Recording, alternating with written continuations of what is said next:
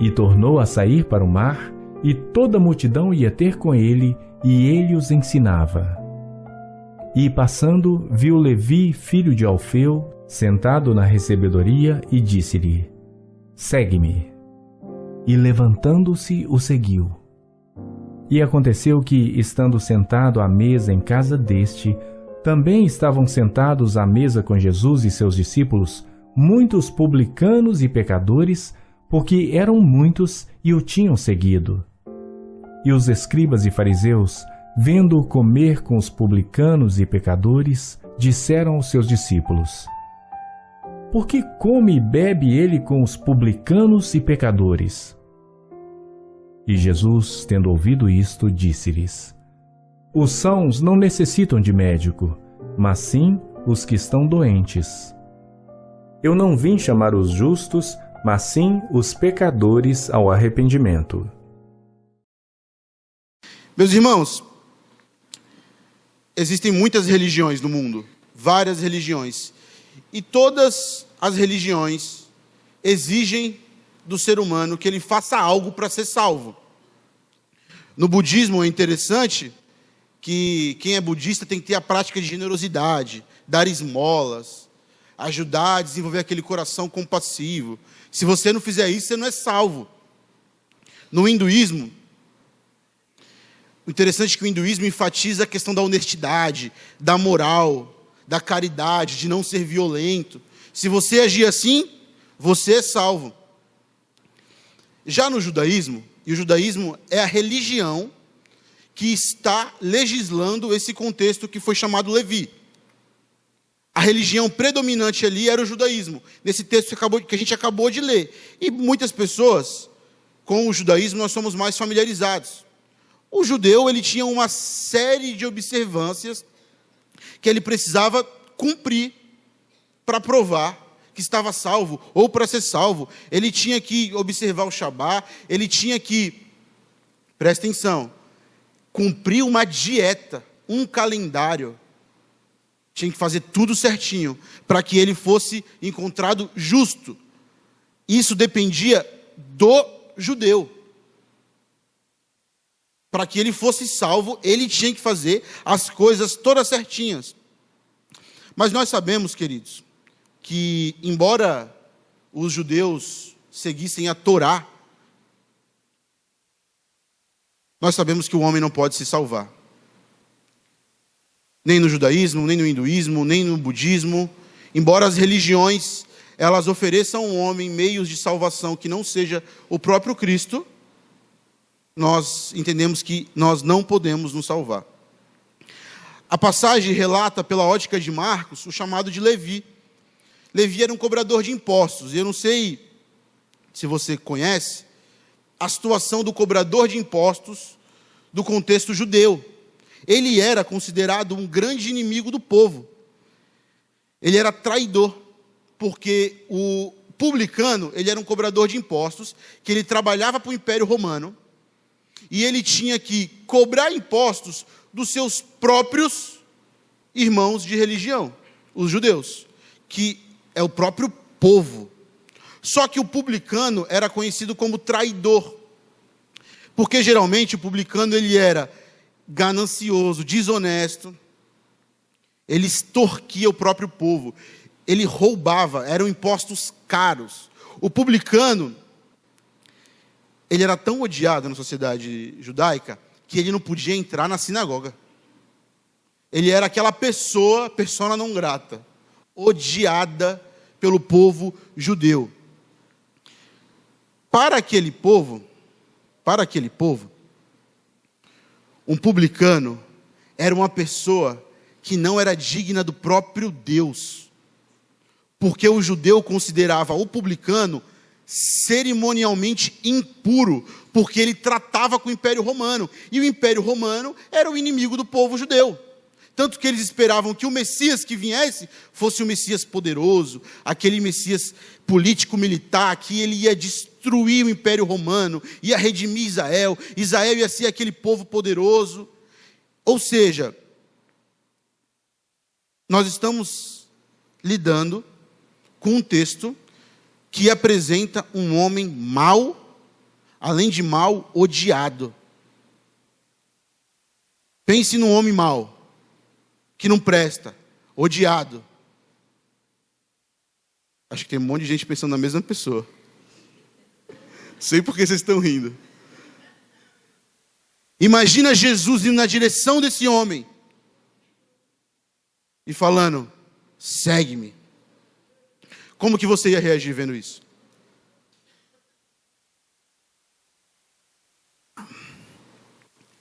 O publicano era visto como uma pessoa sem esperança, marginalizado. Ele tinha muito dinheiro. Geralmente o publicano era rico. Lembram de Zaqueu? Porque era uma profissão que, além de dar dinheiro por si própria, eles ainda extorquiam o povo.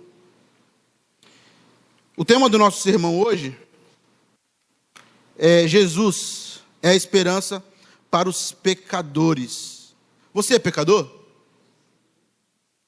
Você se enxerga como alguém mau, como alguém pecador? Pois é, meu irmão. Então, existe esperança para você nesta noite. Vamos passear por esse texto, que existem verdades profundas para o nosso coração. Achando-se Jesus à mesa, perdão, passei demais.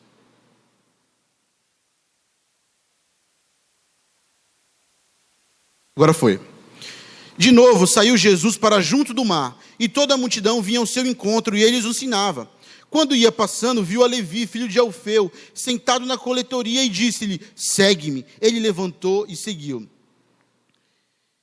Imagina um corrupto largando tudo o que está fazendo de errado, se levantando e seguindo Jesus. Ele se levanta e abandona aquela profissão, ou melhor, aquela atividade lucrativa, e segue Jesus. O texto aqui está fazendo uma alusão do se levantar ao que tinha acontecido anteriormente, porque é aquele texto que Jesus está numa casa e os amigos trazem um paralítico. O paralítico não tinha como entrar, então eles abrem o teto e traz o paralítico para Jesus. Jesus Cristo de imediato não cura. Ele fala, Jesus se admira com a fé e fala assim: perdoados estão os teus pecados, são os teus pecados. Os fariseus e os escribas falam assim: mas só Deus pode perdoar pecados.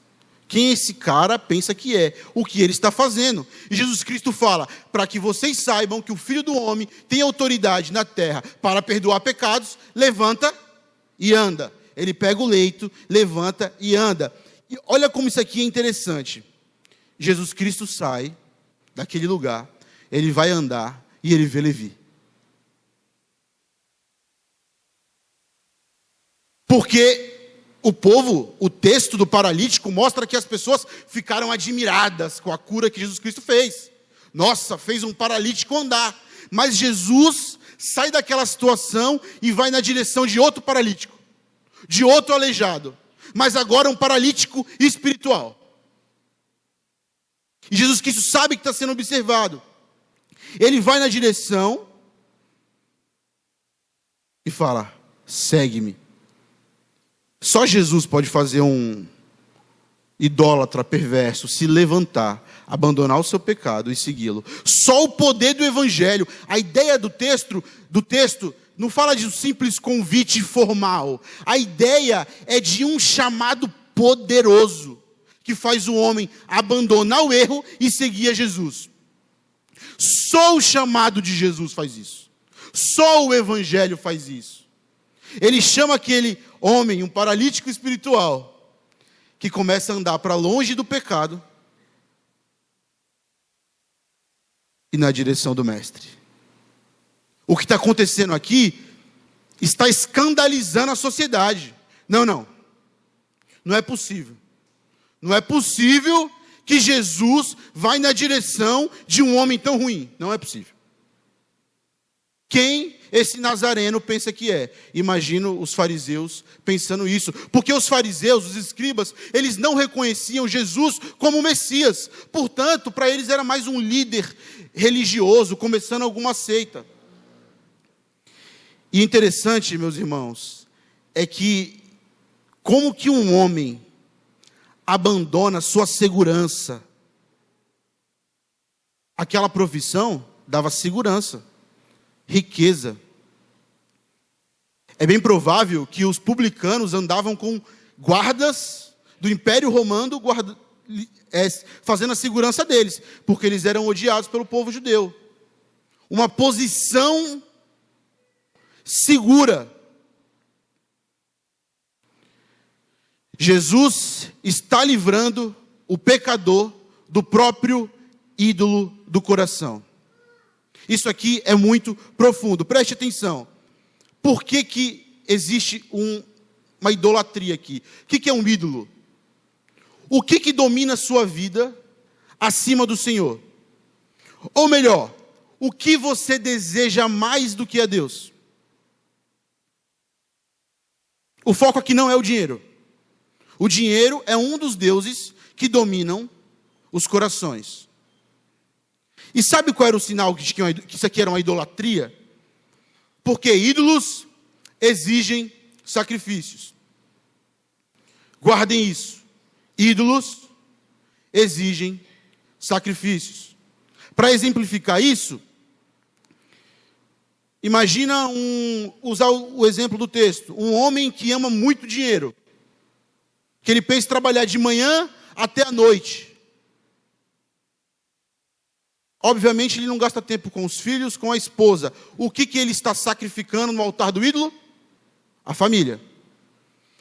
O que um alcoólatra, que passa dias e mais dias preso no álcool, buscando prazer pessoal, não volta para casa. O que ele está sacrificando no altar do ídolo? A família. Então, todo tipo de ídolo exige sacrifício. Pessoas presas numa vida promíscua, que passam a vida inteira em relações sexuais ilícitas, pesadas. E por vezes adquirem doenças. A sua saúde é sacrificada, porque ídolos exigem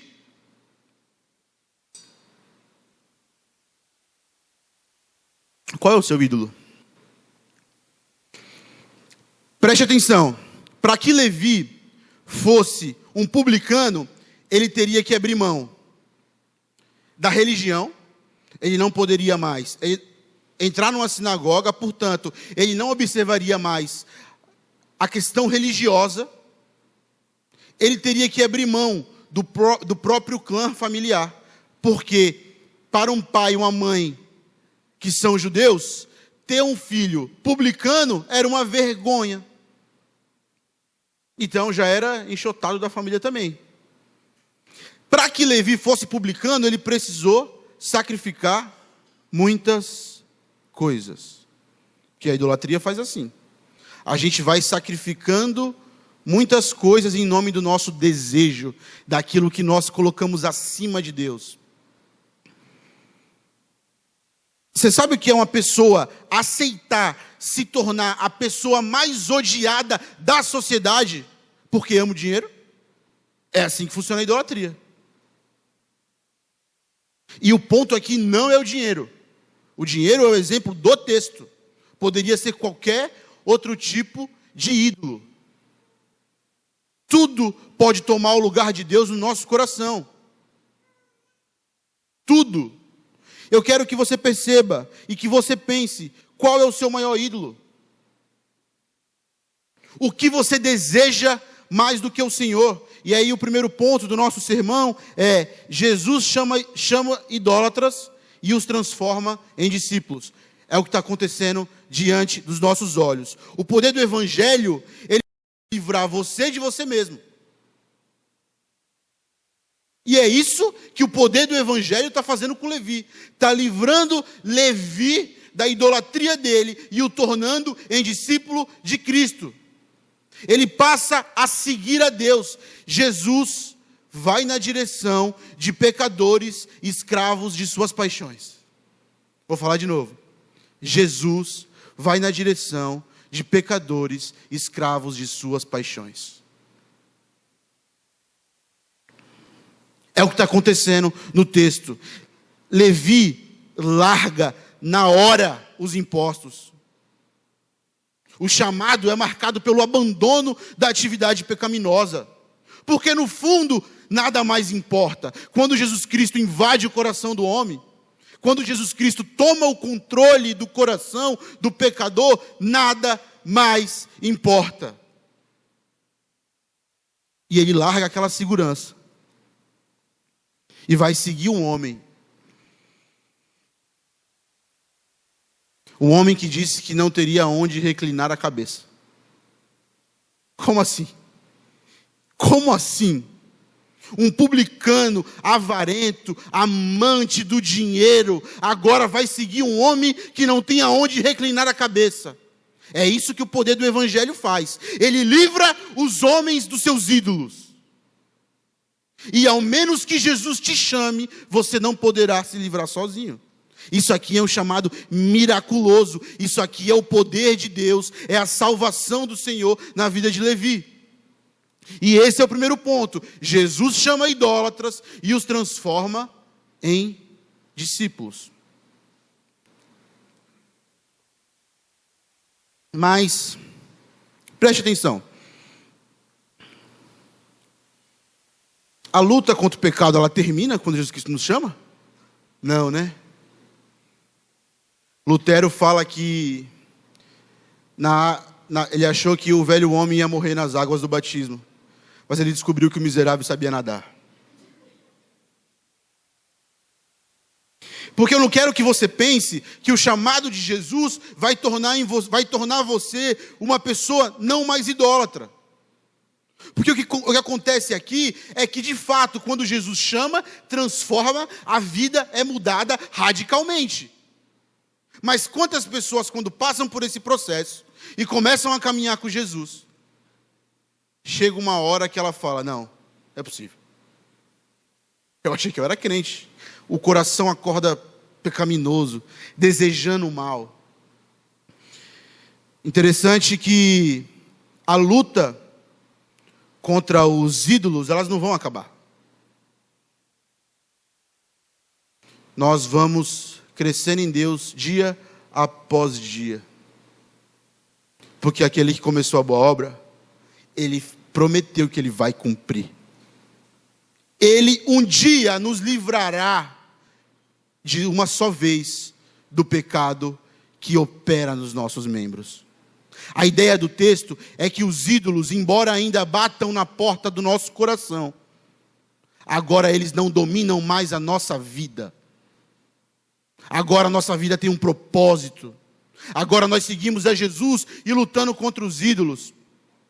Essa semana eu precisei terminar de ler o capítulo 1 das Institutas de João Calvino. Interessante que quando ele falando de idolatria, ele diz que o coração do homem é uma fábrica de ídolos. Isso aqui é muito forte. Prestem atenção, só Cristo Jesus pode santificar essa fábrica de ídolos e assumir o lugar no nosso coração. É Jesus quem nos liberta dos ídolos. Você sozinho não pode fazê-lo. O homem é escravo do mal. E sem esse chamado miraculoso, ele não pode se livrar dos ídolos. E é bom que tenhamos em mente, meus irmãos, que tem pessoas, depois de 10, 15, 20 anos na fé, se tornam soberbas religiosamente falando. Se tornam presunçosas, se acham mais crentes do que os outros. Cuidado. Porque se não fosse o chamado de Jesus, você estaria até hoje na coletoria de impostos. Preso naquela vida que você vivia, no lamaçal do pecado. Cuidado com a altivez religiosa. É Jesus que livra os homens dos ídolos dos seus corações, dos seus desejos, das suas idolatrias.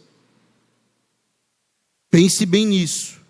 Se você está aqui hoje, servindo ao Senhor, se sua vida foi transformada, não tem mérito seu. Foi porque Jesus foi na sua direção, igual ele foi na direção de Levi. Isso é graça. Isso é graça.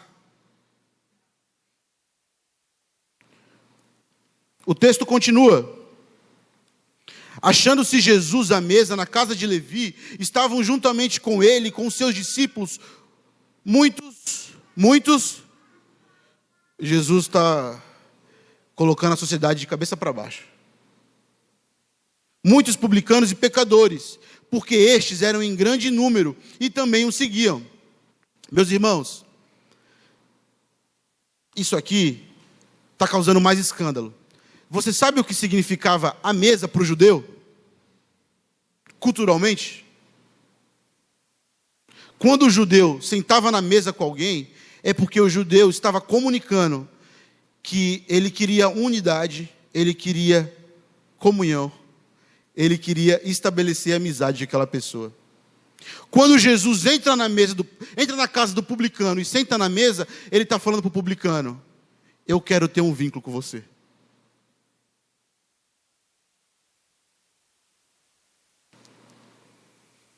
Jesus ama pecadores. Jesus se interessa por gente ruim.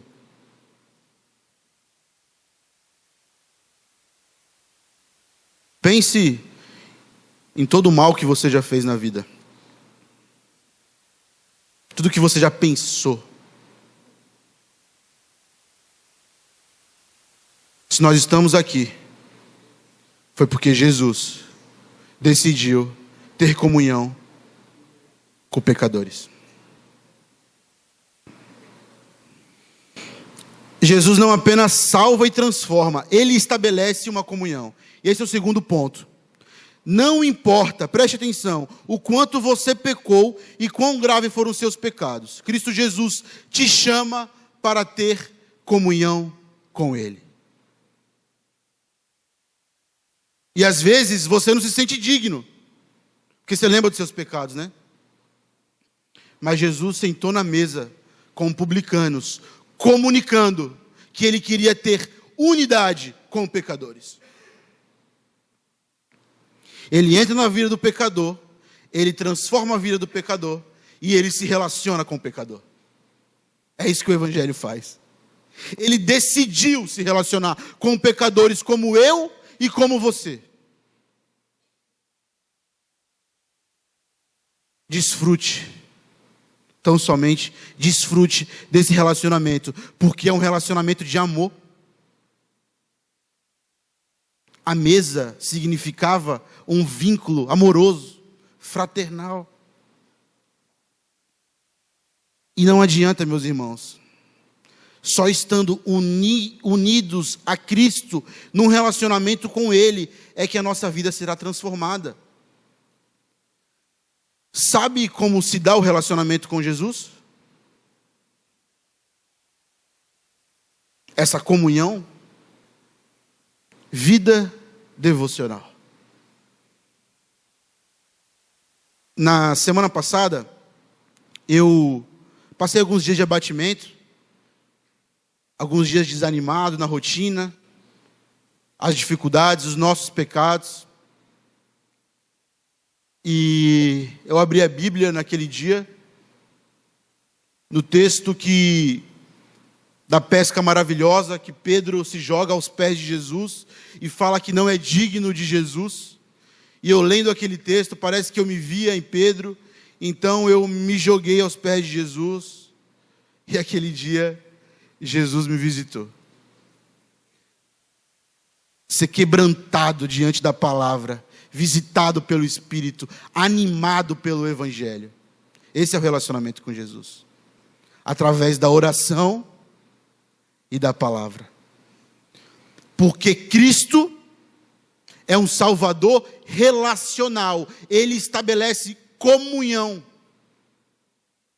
Só que ele decidiu ter comunhão com gente ruim. Ele decidiu ter comunhão com gente pecadora, como nós. O grande problema é que nós nos afastamos, nos abatemos, andamos para distante do Senhor, porque nós achamos que Jesus só vai se relacionar com gente boazinha. Esse é o problema.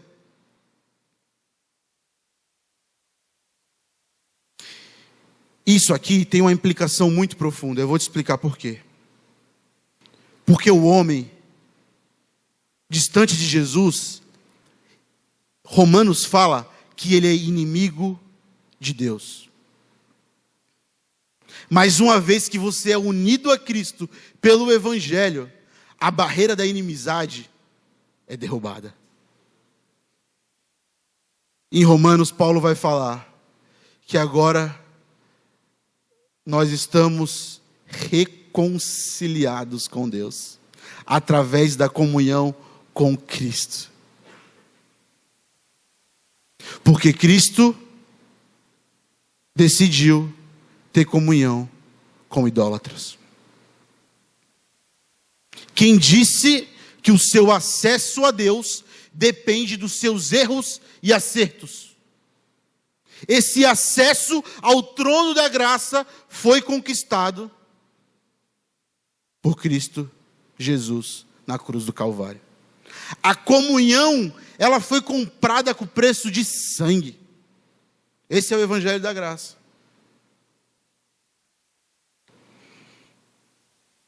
Ela é de graça para nós, mas ele custou a vida do Cordeiro, que não tinha nenhum pecado, e ele foi esmagado na cruz, para que você pudesse ter comunhão. Desfrute desta comunhão, corra e siga Jesus. Nós vamos entrar no terceiro e último ponto.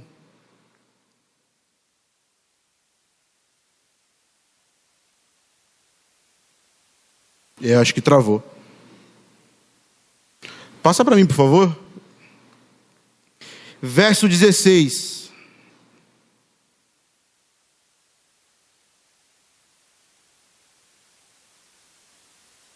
Preste atenção no texto. Os escribas dos fariseus, vendo-o comer em companhia dos pecadores e publicanos, perguntavam aos discípulos dele: por que come e bebe ele com os publicanos e pecadores? Os fariseus religiosos, aqueles que fazem tudo certinho, eles perguntam assim para os discípulos de Jesus: o que o mestre de vocês está fazendo comendo com pecadores? Que absurdo sentar na mesa de um publicano. E a religiosidade funciona assim, né? Aí Jesus responde. Tendo Jesus ouvido isto, respondeu-lhes: os sãos não precisam de médico, e sim os doentes. Não vim chamar justos, e sim pecadores. É óbvio que Jesus foi irônico, porque os fariseus também estavam doentes. O problema é que os fariseus, os religiosos, eles se achavam sãos, se achavam justos, eles não se enxergavam como pecadores. Os fariseus, eles viviam na base da justiça própria, e eu vou mostrar isso para vocês. E esse é o problema do religioso. Qual é o problema do religioso? Ele acha que pode conquistar o favor de Deus a partir dos seus feitos. Ele acha que o acesso a Deus é ele que garante. E olha esse texto. Eu vou ler com vocês. Há alguns que confiavam em sua própria justiça e desprezavam os outros. Olha isso. Há alguns que confiavam na sua própria justiça e desprezavam os outros. Jesus contou esta parábola. 2 homens subiram ao templo para orar. Um era fariseu e o outro publicano. Esse não é mais o texto que nós estamos expondo. Essa é uma parábola que está no livro de Lucas. Lucas 19. Jesus pega o homem mais odiado pela sociedade, e Jesus pega o homem que fazia tudo certinho. O fariseu, entre as seitas que existiam, ligadas ao judaísmo, o fariseu era o mais devoto. Era aquele que aparentava ser o mais crente, o mais espiritual. Jesus começa a contar uma parábola e coloca logo os dois, que Jesus fazia assim, ele chocava. Olha o que o texto fala. O fariseu em pé orava no íntimo: Deus, eu te agradeço, porque não sou como os outros homens, ladrões, corruptos, adúlteros, nem mesmo como este publicano. Jejum, olha que crente, jejuo 2 vezes por semana e dou o dízimo de tudo quanto ganho. Olha que homem espiritual. Eu sou bom, Senhor. E ele estava em pé com as mãos levantadas para o alto. Eu sou um homem que faço tudo certo. E dá o dízimo. Tem gente que acha que compra a bênção de Deus com o dízimo. E o pastor Ed já falou isso aqui, Deus não precisa do seu dízimo. Nós damos com amor para que haja manutenção na igreja. Tão somente. Ar-condicionado, a cadeira, tudo que está aqui precisa de dinheiro. Então nós nos ajuntamos, cada um dá um pouquinho, para sustento. E quem não dá é porque o coração é avarento, é porque é escravo do dinheiro. Por vezes nós oramos aqui: ah, Deus, abre a porta para que quem não dizimou, dizime. Mas tem muita gente que a porta está aberta, tem trabalho, mas não dizima porque é escravo do dinheiro. E quando dizima com aquele sofrimento, ufa, essa semana eu vou conseguir uma bênção. Porque foram ensinados, e o movimento neopentecostal ensina isso, que você dá dízimo e compra a bênção. Esse é o problema. É o falso evangelho escorado nos próprios méritos. O que eu faço, eu atraio a vontade de Deus. Eu atraio o favor de Deus. Afinal de contas, eu tenho que ser bom. Então Jesus faz um contraste. E agora ele fala do publicano. Preste atenção. Mas o publicano ficou à distância. Ele nem ousava olhar para o céu. Mas batendo no peito dizia: Deus, tem misericórdia de mim, que sou pecador. Eu lhes digo que este homem, disse Jesus, e não o outro, foi para casa justificado diante de Deus. Pois quem se exalta será humilhado, e quem se humilha será exaltado. Lembra da vida devocional? Quando você se achega a Deus para orar, não é para convencer a Deus de que você é bom. É para mostrar toda a sua miséria diante de Deus. Porque tem gente que vai orar a fim de convencer a Deus de que merece algo. Essa é a oração do fariseu. A oração do publicano é aquela oração que carece da graça, que carece do favor de Deus.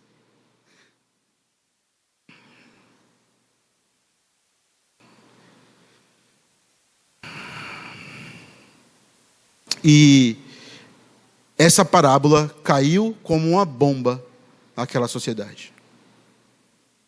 Porque culturalmente, essa postura do judeu aqui, essa postura arrogante, a postura do fariseu, essa postura orgulhosa, presunçosa, era vista como uma virtude. Você sabia disso? Que a humildade só passou a ser vista como virtude quando Jesus Cristo veio ao mundo e virou o mundo de cabeça para baixo. Então, os ouvintes estavam esperando que o fim da parábola fosse que Jesus desprezasse o publicano e aplaudisse o fariseu. Não, meus irmãos. Sabe por quê? Porque Deus decidiu povoar o reino dele com gente pecadora. Com gente que entende que está doente. E o texto fala isso. Jesus Cristo fala assim, não são os sãos que precisam de um médico. É o doente. Pense em 2 pessoas com câncer. Uma sabe que tem câncer, ela vai procurar um médico? E aquela que não sabe que tem o câncer? Ela não procura médico. O nosso maior problema, a nossa maior doença é o pecado. E nós, nesta noite, precisamos de um médico. E é só quando a gente entende isso é que nós estamos aptos para o Salvador. É o sentimento de miséria. Aquele choro amargo pelo pecado. Mateus 5, bem-aventurados os que choram, porque são consolados. E o choro que Jesus Cristo fala em Mateus 5, nas bem-aventuranças, no Sermão do Monte, é o choro pelo pecado. O Galileu decidiu povoar o seu reino com gente que não se sente merecedora do reino. Vou falar de novo. Jesus Cristo decidiu povoar o seu reino com gente que não se sente merecedora do reino. E isso, para o mérito orgulhoso, egoísta do homem, é um absurdo. Mas esse é o evangelho da graça. E se ninguém te avisou, meu irmão, eu te aviso. O seu maior problema é o pecado. E o meu também. Nós precisamos desse médico. Ao menos que esse médico nos visite, nós iremos para o inferno. E médico precisa se aproximar dos doentes para curá-lo. Por isso que Jesus estava na mesa, sentado com gente que não presta. Porque ele vai até os que não prestam, para torná-los pessoas transformadas. Você é pecador? Então existe uma esperança para você. Esse é o tema do nosso sermão. Existe uma esperança para os pecadores. Acho que travou de novo. Passa um próximo slide para mim, por favor. O terceiro e último ponto.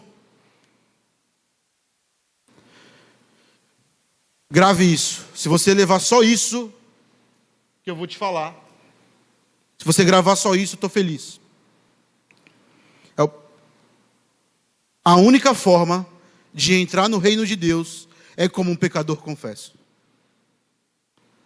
A única forma de entrar no reino de Deus é como um pecador confesso. Porque Jesus deseja os indesejáveis. Todas as religiões do mundo exigem que você suba a escada dos méritos morais. As religiões são assim, como a gente viu no começo. Você tem que subir numa escadinha até conquistar sua salvação. Na verdadeira religião, não. Na verdadeira religião, o Deus que deseja os indesejáveis, ele desce do seu reino e vem buscar pecadores na terra dos viventes. Porque esses pecadores não têm como subir a escada da salvação. É ele quem busca. Lembra a escada que Jacó vê? Ali era uma sombra do Cristo.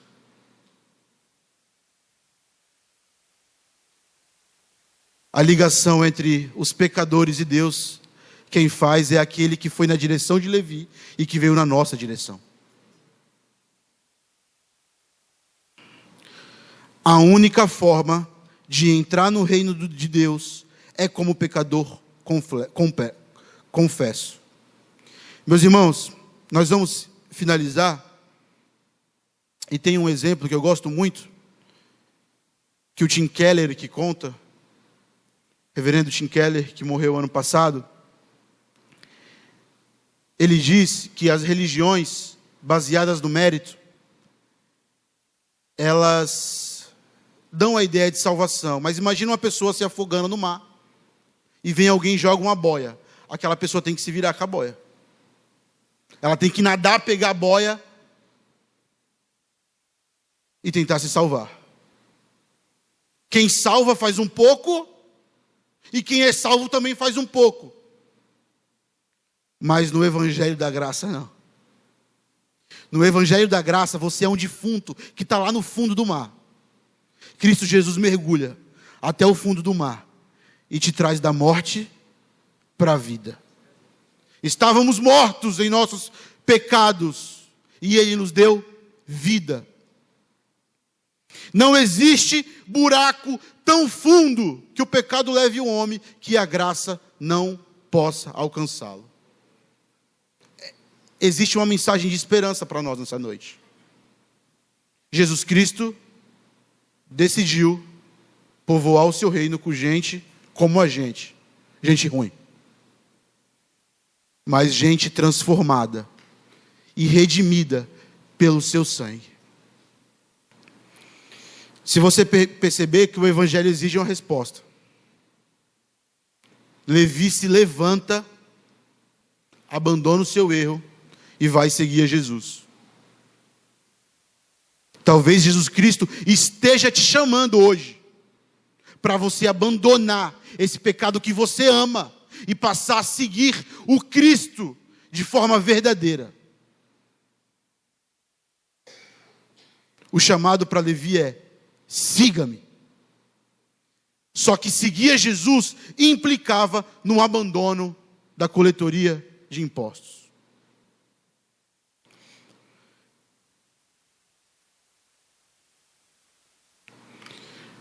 Uma pergunta para a gente finalizar: você sabe quem é Levi?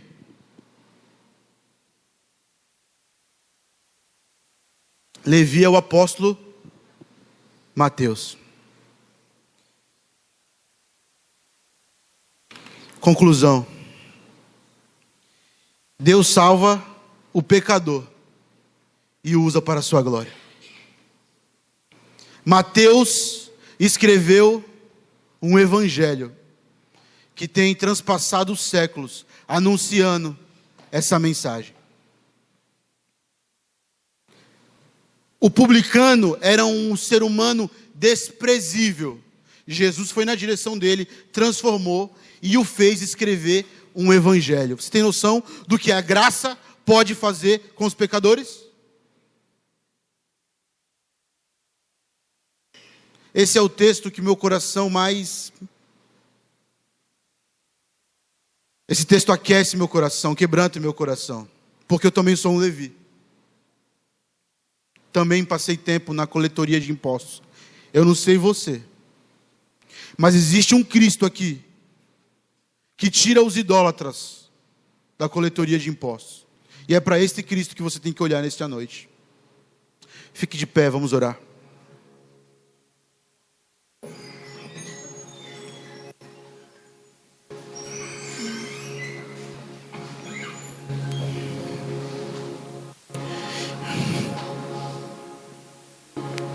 Deus, nós não somos dignos, Pai.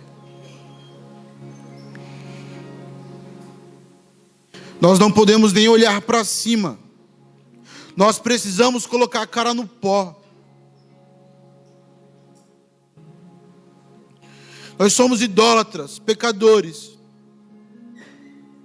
Nós somos miseráveis, pobres, cegos e nus, ó Deus. Nós precisamos de Ti. Porque Tu és, ó Pai, da vida o melhor. Obrigado porque o Senhor nos alcançou. Obrigado porque o Senhor nos tirou, ó Pai, das trevas para a luz. Se o Senhor não o fizesse, nós não poderíamos sair de lá.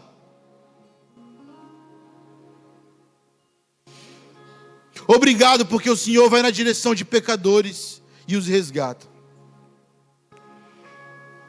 Te louvamos pela Tua palavra. No nome de Jesus. Amém.